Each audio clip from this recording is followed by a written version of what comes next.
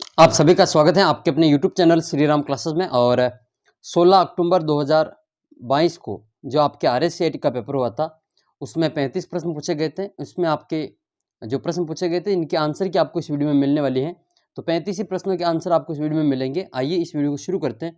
और 35 में से अगर आपके जो 14 प्रश्न सही हो रहे हैं तो आप जो RSCIT में पास हो जाएंगे। तो आपके 35 में से कितने प्रश्न सही होते हैं आप कमेंट करके ज़रूर बताएंगे। और इस पेपर में से तो 14 प्रश्न आराम से आपके सही हो जाएंगे। पेपर का लेवल जो इसी प्रकार का आया था। पहला प्रश्न आपके विंडोज 10 में जो टास्क बार है वो कहाँ पर होता है। जो विंडोज 10 होता है उसमें आपका टास्क बार कहाँ पे होता है। देखो आपके जो पेपर कोड है वो अलग अलग हो सकता है। ये मेरे पास में पेपर कोड डी है तो इस हिसाब से आपके प्रश्न उत्तर जो प्रश्नों का जो क्रमांक है ऊपर नीचे हो सकता है। लेकिन प्रश्न आपके 35 यही थे। आपके पेपर कोड जो अलग अलग हो सकता है। तो पहला क्वेश्चन है कि विंडोज 10 में टास्क बार कहाँ पे होता है। इसका जो करेक्ट आंसर हो जाएगा आपके स्क्रीन में नीचे की ओर।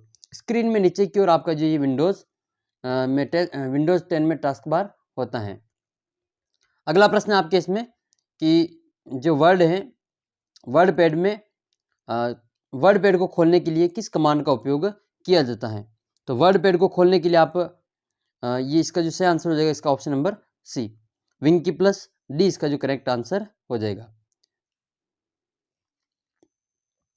अगला प्रश्न आपके इसमें तीसरा कि URL का फुल फॉर्म बताना है कि URL का पूरा नाम क्या है। तो इसका जो पूरा नाम है वो आ जाएगा यूनिफॉर्म रिसोर्स लोकेटर।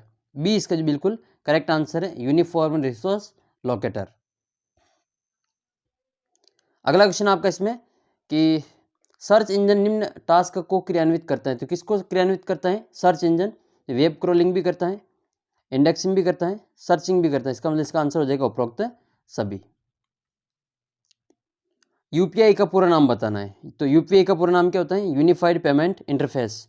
ये यूपीआई का पूरा नाम होता है यूनिफाइड पेमेंट इंटरफेस। ये यूपीआई का पूरा नाम है। नेक्स्ट क्वेश्चन आपका छठा है इसमें कि मोबाइल वॉलेट का उपयोग किया जाता है। तो इसका मोबाइल वॉलेट का उपयोग किसके लिए करते हैं। तो मोबाइल वॉलेट का जो प्रयोग करते हैं हम उसमें रुपयों का आदान प्रदान जो ट्रांजेक्शन करते हैं हम पैसों का उसके लिए मोबाइल वॉलेट का उपयोग किया जाता है। तो करेक्ट आंसर हो जाएगा रुपयों का आदान प्रदान, ऑप्शन नंबर इसका तीसरा। अगला प्रश्न है आपका इसमें सातवां कि ई कॉमर्स के में जो कंज्यूमर से कंज्यूमर C2C है उसका उदाहरण कौन सा है।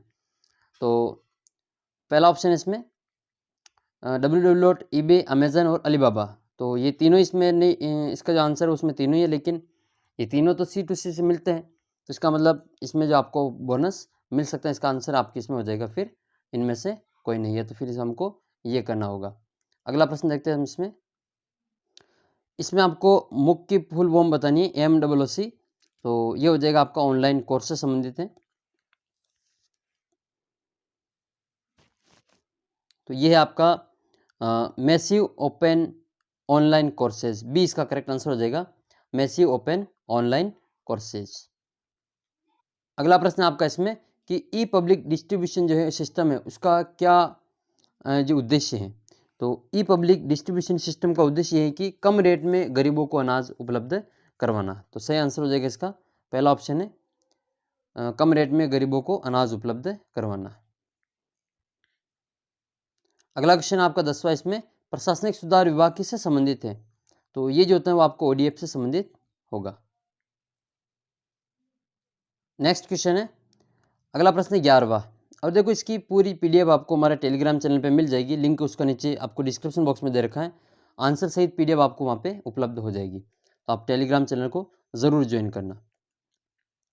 वेब पोर्टल के द्वारा ई मित्र की सर्विसेज क्या है। तो ये इसका सही आंसर हो जाएगा उपरोक्त सभी। इसमें बिजली का बिल पेमेंट भी करते हैं इसमें, मूल निवास और जाति प्रमाण पत्र भी बनाते हैं और फिर आपका इसमें रोजगार कार्यालय में पंजीयन भी करवाते हैं। इसका मतलब इसका आंसर होगा उपरोक्त सभी।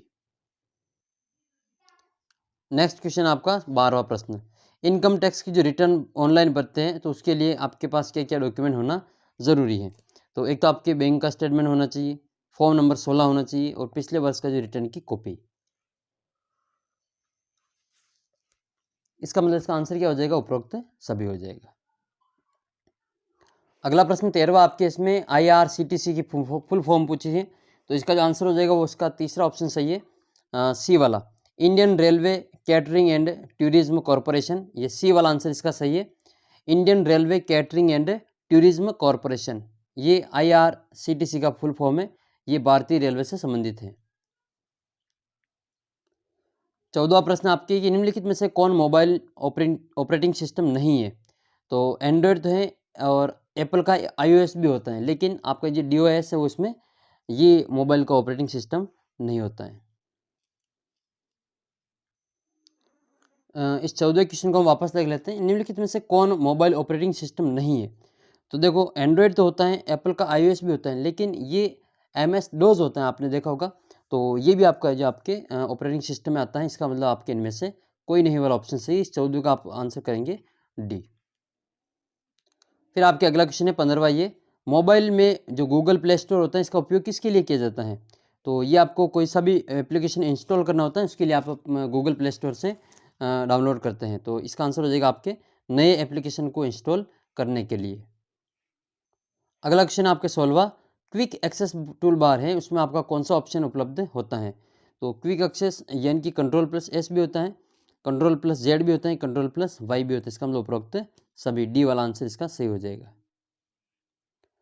अगला क्वेश्चन आपका इसमें 17वां कि फाइल का नाम अधिकतम कितने कैरेक्टर का हो सकता है? तो ये आपके 256 कैरेक्टर का होता है, 256 कैरेक्टर।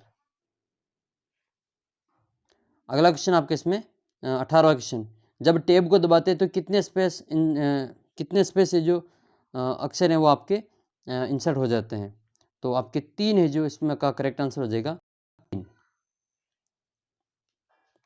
19 नंबर क्वेश्चन है, MS वर्ड के क्लिपबोर्ड में क्या होता है? ये Ctrl+X, MS वर्ड में आपके Ctrl+X होता है, इसका उपयोग किसके लिए किया जाता है?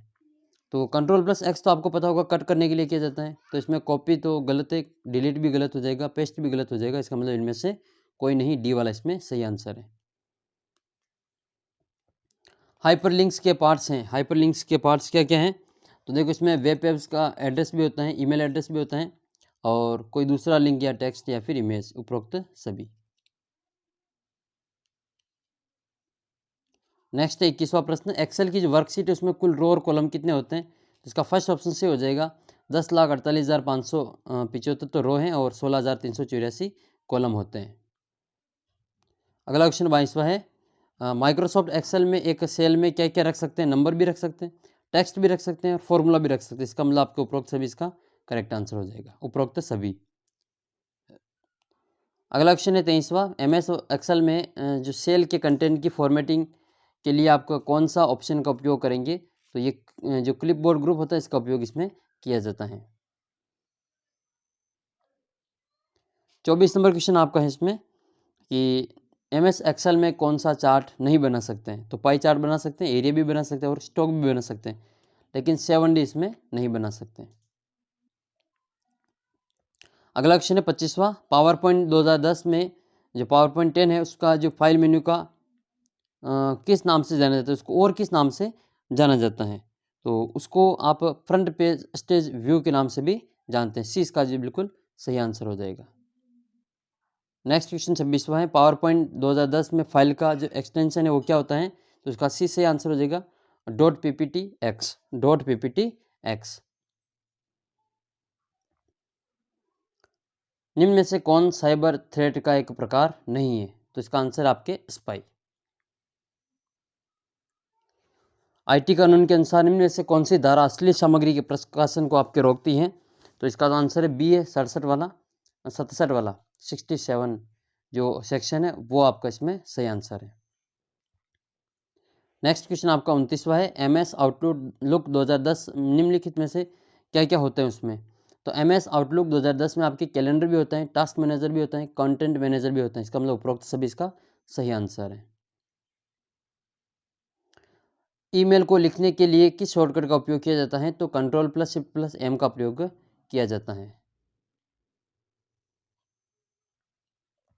अगला प्रश्न 31वां आपके, USB पोर्ट का उपयोग किसको जोड़ने के लिए किया जाता है? तो वो पेन ड्राइव को जोड़ने के लिए किया जाता है। डिवाइस ड्राइवर एक तरह का है, तो डिवाइस ड्राइवर क्या है? तो डिवाइस ड्राइवर आपकी एक तरह का जो एप्लीकेशन सॉफ्टवेयर है, एप्लीकेशन सॉफ्टवेयर। कंप्यूटर का प्रयोग जिसके द्वारा जो भूकंप का अध्ययन किया जाता है। तो कंप्यूटर में वो कंप्यूटर का प्रकार जिसमें भूकंप का अध्ययन करते हैं तो वो आपके सुपर कंप्यूटर होता है। डी इसका करेक्ट आंसर है। अगला प्रश्न आपके 34वां और 34वां है। जॉयस्टिक एक प्रकार का है, तो जॉयस्टिक गेम खेलने के लिए एक इनपुट डिवाइस होती है। तो फर्स्ट ऑप्शन हो जाएगा आपके इनपुट डिवाइस। और ये 35वां क्वेश्चन है। फ्लैश मेमोरी क्या है, किस प्रकार का है। तो देखो इन सभी प्रश्नों की जो पीडीएफ आपको टेलीग्राम चैनल पे मिल जाएगी। इसके अलावा वहाँ पे राजस्थान जीके के कई सारे महत्वपूर्ण प्रश्नों की जो पीडीएफ भी आपको वहाँ पे शेयर की जाती हैं और महत्वपूर्ण प्रश्नोत्तरी होती है, उसके लिए आप वहाँ पे ज्वाइन कर सकते हैं। टेलीग्राम ग्रुप को ज़रूर ज्वाइन करें, काफ़ी फायदा होगा राजस्थान जीके से संबंधित। तो अंतिम प्रश्न देख लेते हैं इसका। फ्लैश मेमोरी, तो ये आपके रैम का एक प्रकार होता है। करेक्ट आंसर हो जाएगा आपके फ्लैश मेमोरी। तो ये आपके रैम से संबंधित है।